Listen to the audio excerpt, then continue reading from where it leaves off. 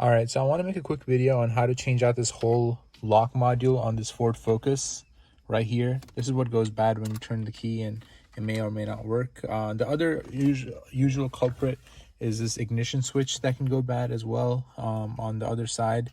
So I've actually changed the ignition switch and it worked for a while, but it looks like this is the part that goes bad. And when you buy this replacement part from Ford, it comes with a new ignition switch as well. So there's a really good video by Ford Tech on YouTube that shows you how to take this off, or in a very comprehensive, detailed manner.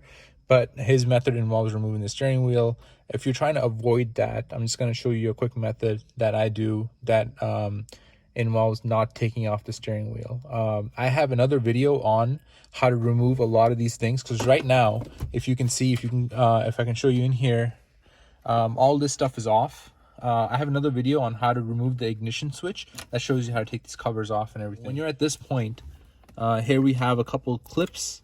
One goes in here. This is the PATS key system. It also clips on right here. If you notice, it's got these little clips that you can push up on the top and on the bottom. It's got two of them, if you can see right there. So you just it goes on like this on this key. So you just pull down and pull up on those two clips and you just pull it out. So, and this also has a connector.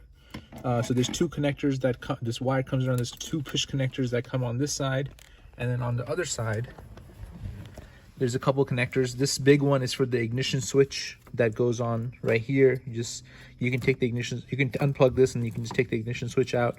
These are the two connectors that go to the other side. There's one more connector that goes on right here, and there's these little Christmas tree, not a lot of light,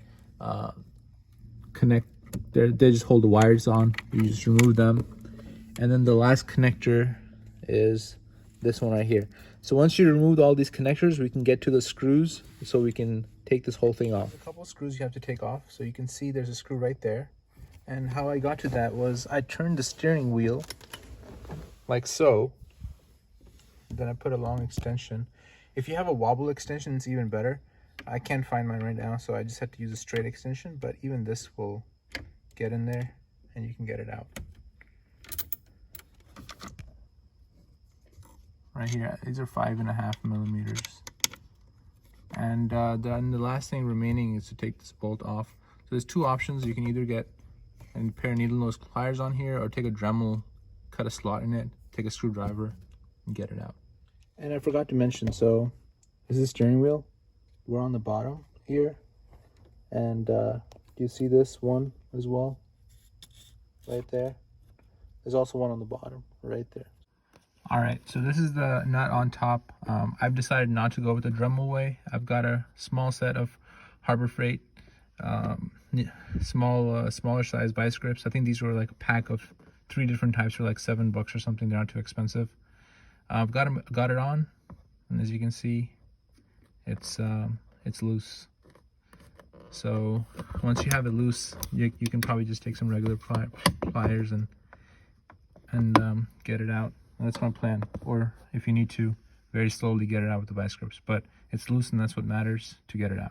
All right, so next step, I'll show you how to just take this whole thing off. Okay, so once you have this screw off, this thing will just open up like this. Be careful not to move your turn signal stalk too much. So it should be like this. And then once you open it, these two are actually connected. So you just move this forward and you try to move this back and you try to open it, and it should come off.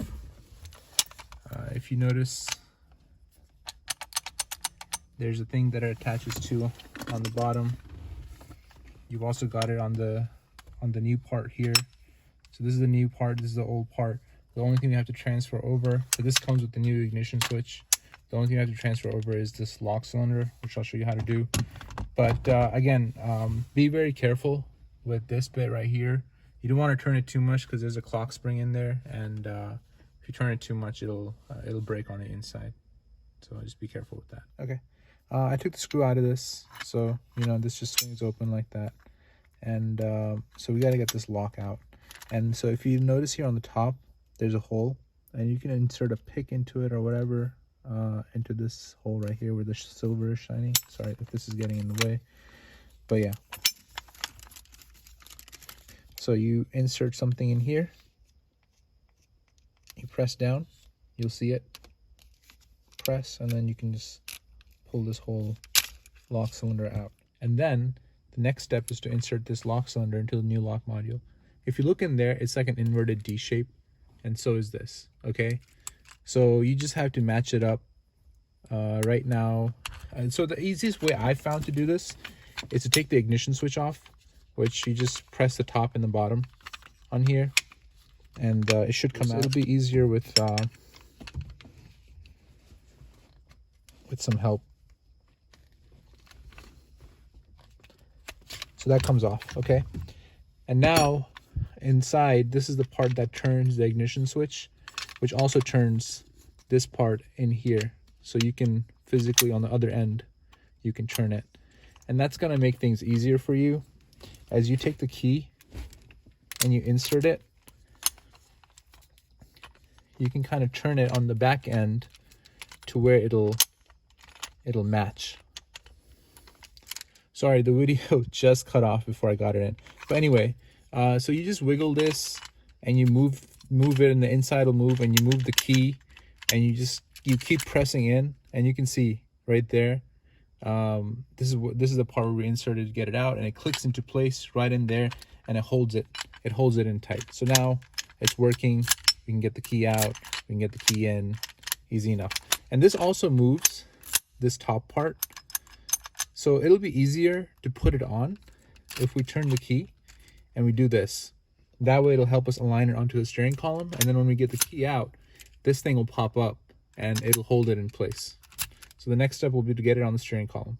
So I've got this on preliminary. Okay, so I've got, I don't really have it on, but you know, I'm just trying to put it on, and you just line it up to where you think it might work. And then this, if you can see on the over here, this is where, and this little indentation, this is where it clips on. At this point, what I would like to do is to put in one of these screws so they're aligned with each other. So if you can see that, that's the screw that we took out, and we can put it back in. There we go, it's lined up.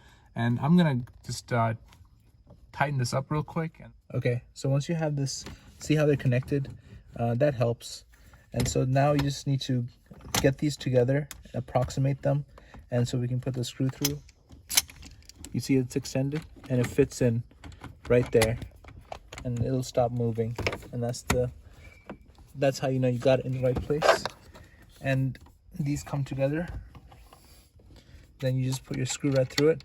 Ford will sell you a new screw with the bolt head on it, and it snaps off.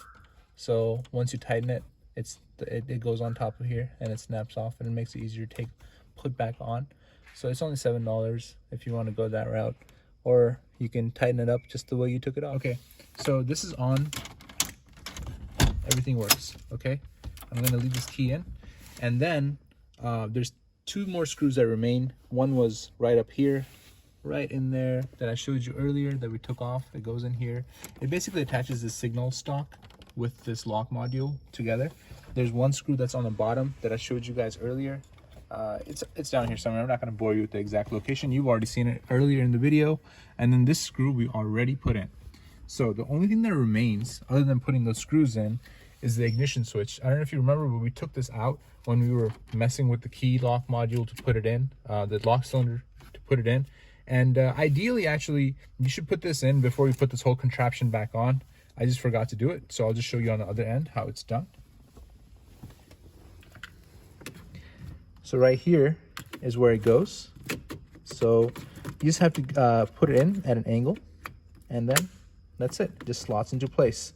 And now we can just start attaching the wiring back. So this attaches right there. This goes in right there. This goes in right there.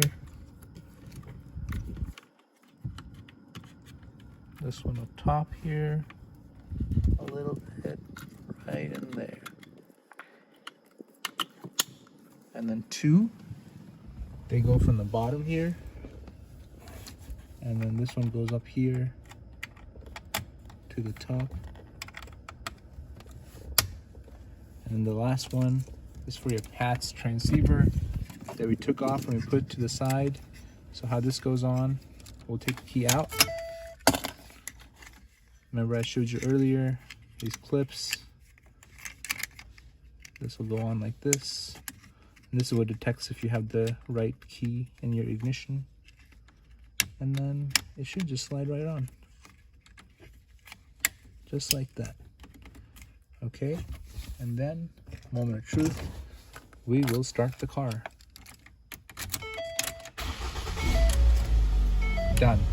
And then all this other stuff, you can just put it back on. It's just like a couple screws and the plastic cladding. But the whole goal was to show you no airbag removal, no steering wheel removal, no column removal, this turn stock removal, which is still working. Everything's working, okay? Remove none of that. Didn't put a Dremel on here. Didn't do any of that. No special tools. We got it off. We got it back on. So I hope that helped.